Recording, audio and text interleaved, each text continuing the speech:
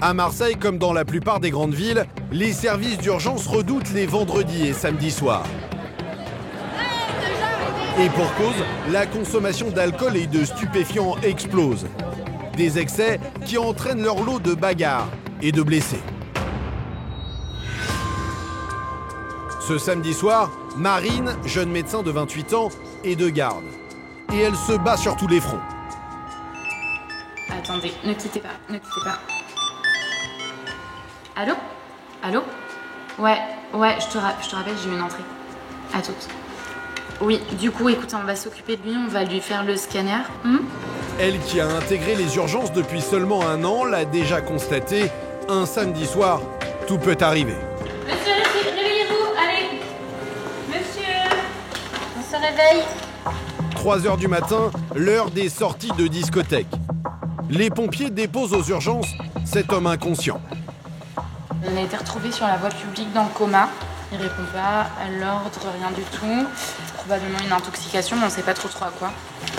L'homme présente plusieurs blessures au visage. Alors est-il tombé? A-t-il été agressé? Marine tente de le réveiller par tous les moyens. Monsieur, ouvrez les yeux. Serrez ma main. Vous êtes aux urgences là, serrez ma main. On essaie de lui faire mal en fait, de le stimuler pour voir s'il réagit à la douleur. Aucune réaction. Pour Marine, il s'agit sans doute d'un nouvel excès du week-end.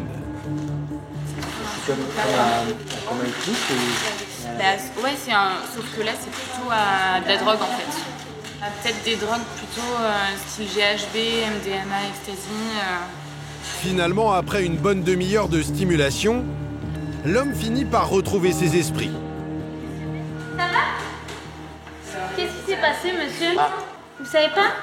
Bonjour, je suis un des médecins, vous vous rappelez ce qui s'est passé? Il s'est passé, il y a eu, je suis au Vieux-Port. Oui. Malheureusement, j'ai eu beaucoup de choses. Et qu'est-ce qui s'est passé sur le Vieux-Port aujourd'hui là? Je sais pas. Vous avez pris De la drogue? Ah, jamais. On va vous faire un scanner cérébral pour s'assurer qu'il n'y a rien au niveau de la tête. Voir si vous Il y a avez pas de pas problème. saigné. Vous avez oublié ce qui s'est passé. Ouais. Je pense qu'on vous a peut-être un peu drogué quand même. Ah, peut-être. L'homme ne se souvient de rien.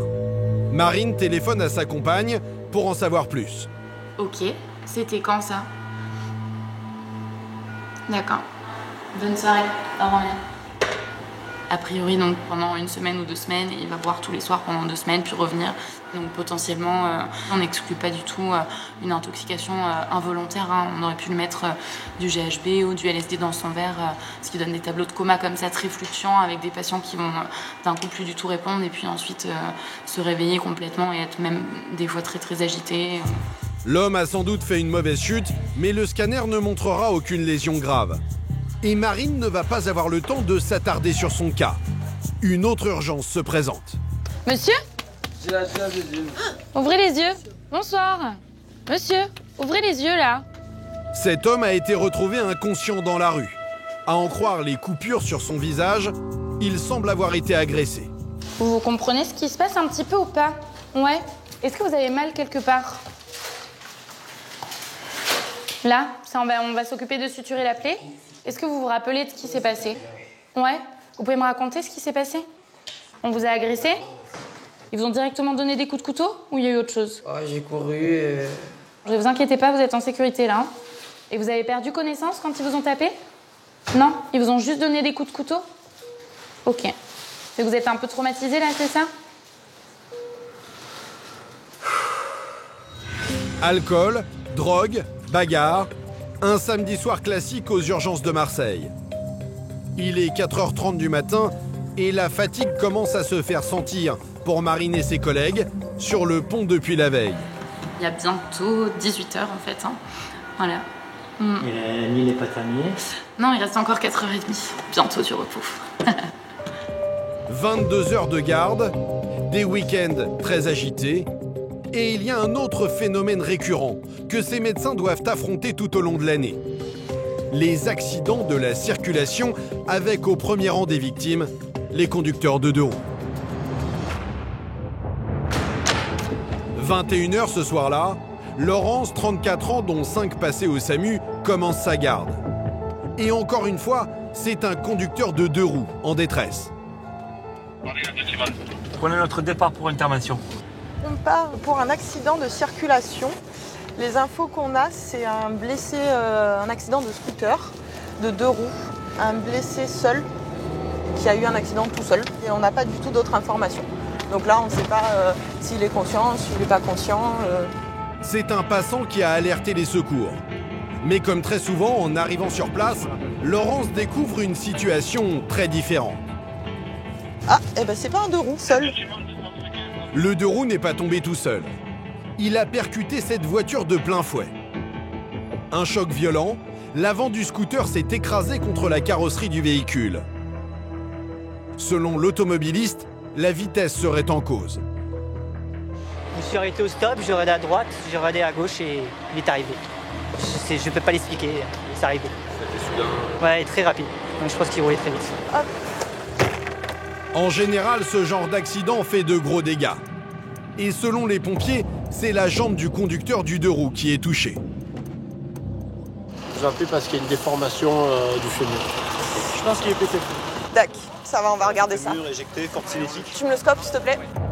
L'homme est d'un gabarit impressionnant. 1,90 m, plus de 100 kg. Et sa cuisse gauche semble en effet déformée. Mais Laurence veut savoir s'il souffre d'autres blessures moins visibles. Vous avez mal en dehors de la jambe, à un autre endroit que la jambe. Vous avez tapé la tête ou pas? Je sais pas, ça je m'en rappelle pas. Vous vous en rappelez pas? Il n'y a aucun moment où vous vous souvenez pas de l'accident? Non. Je vais vous appuyer un petit peu sur le bassin, monsieur. Vous allez me dire si ça vous fait mal, d'accord? Non, on n'est pas. Du tout? Il n'y a vraiment que la jambe, hein? Ouais, moi j'ai vraiment une déformation, un durcissement ici. Là j'ai vraiment un creux derrière.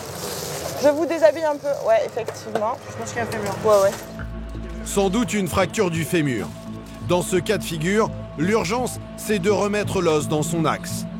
Allez, on va vous manipuler un petit peu pour immobiliser la jambe. Ça risque de faire un petit peu mal. Si c'est le cas, vous nous le dites et on remettra d'autres médicaments pour la douleur. D'accord?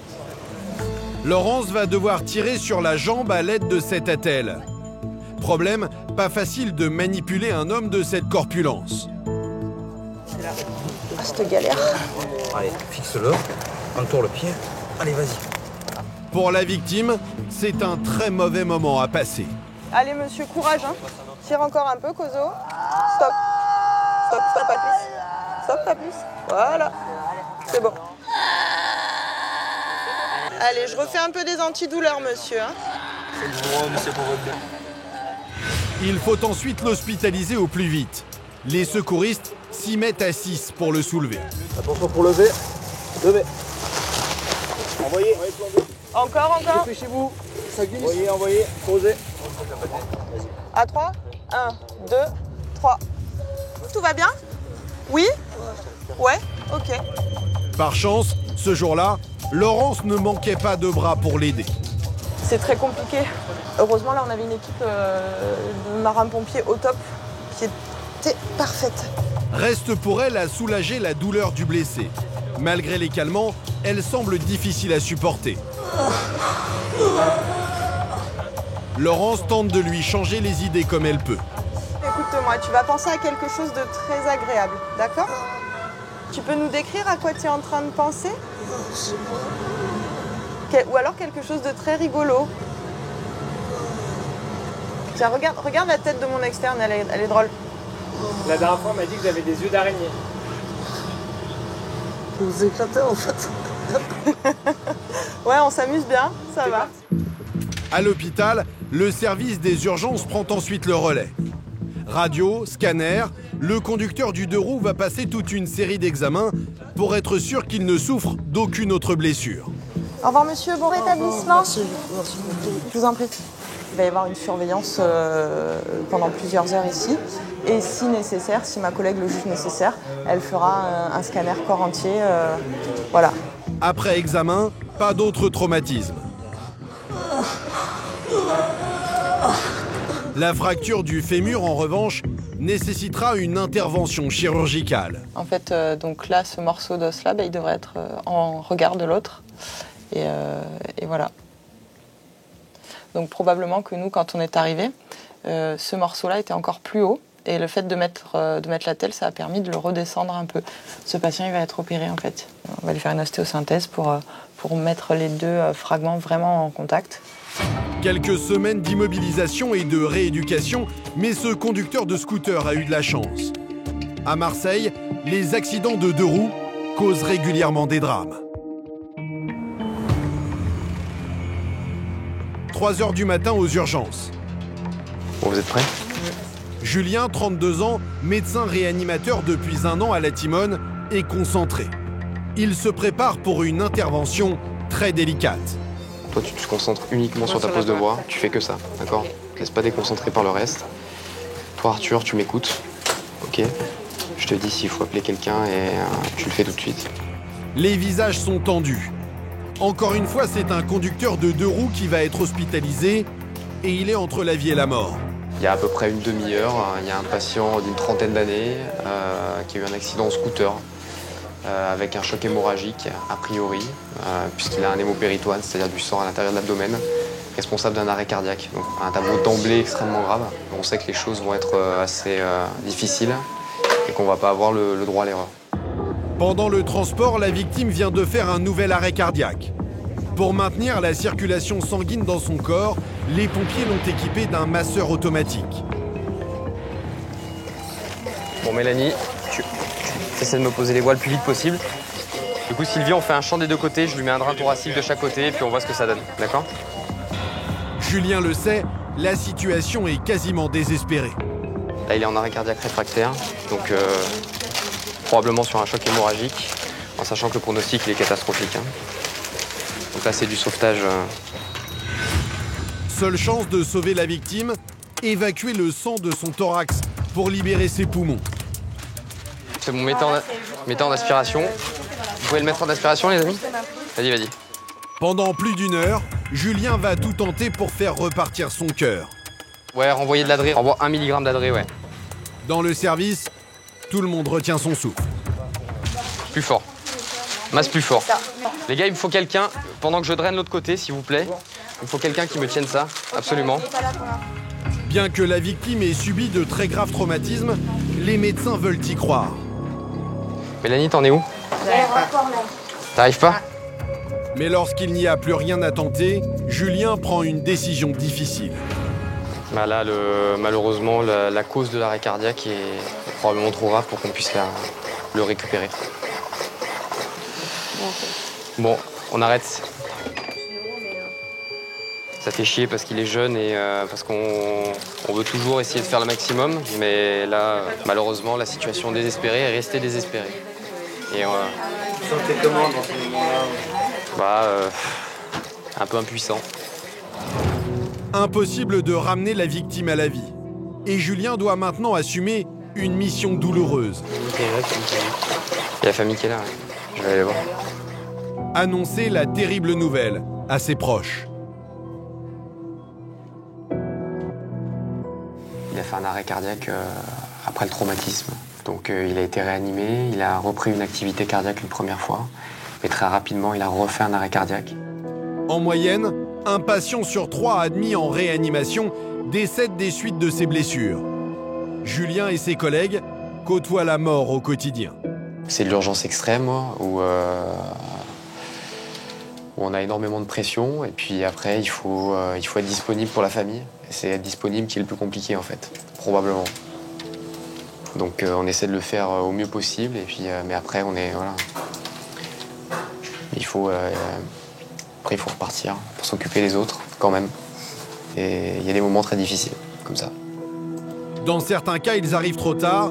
Dans d'autres, en revanche, ces professionnels de l'urgence parviennent à sauver des vies. Ils ressentent alors une vive émotion, celle pour laquelle la plupart d'entre eux ont choisi ce métier.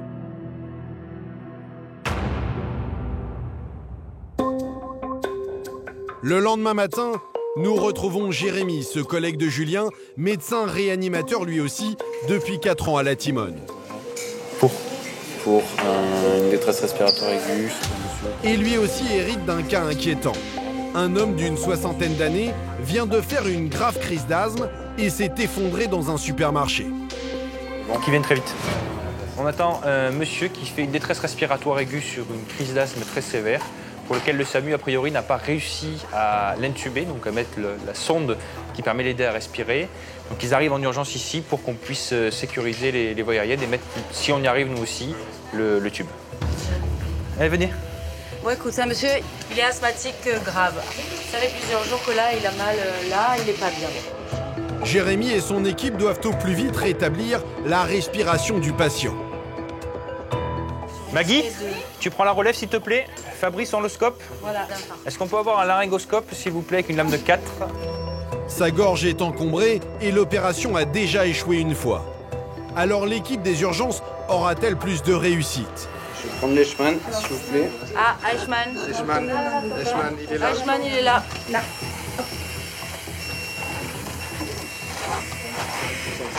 C'est bon? Ah bah super, alors un peu. Ben voilà. C'est bon. Cette fois, la sonde est passée. Mais pour Jérémy, rien n'est encore gagné. Il veut comprendre pourquoi l'homme s'est effondré aussi soudainement en faisant ses courses.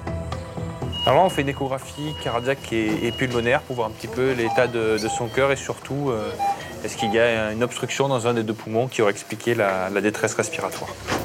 Échographie, radio, scanner, Jérémy et son équipe vont rapidement découvrir l'origine du problème. On voit bien le poumon, les délimitations du poumon avec un épanchement gazeux. Enfin, même si la radio n'est pas complètement de face, on voit bien qu'il est clairement déporté. Le poumon s'est décollé, sans doute lors de sa dernière crise d'asthme. Le patient va être opéré en urgence.